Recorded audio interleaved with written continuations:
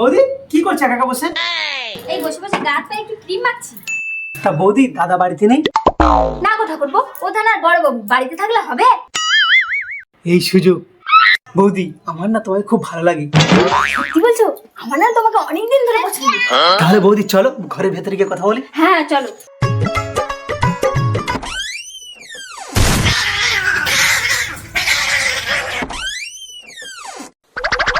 বৌদি তুমি আমায় এত ভালোবাসো?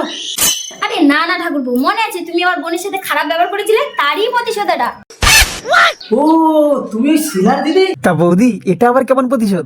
তা তুমি তো ওই দাদাকে বলে জেলে ভরে দিতে পারতে। ঠাকুরপো, জেলে ভরতে গেলে প্রমাণ লাগে। বৌদি এখন কি প্রমাণ আছে তোমার কাছে? আরে ঠাকুরপো, ওই ঘরের মধ্যে সিসি ক্যামেরা আছে।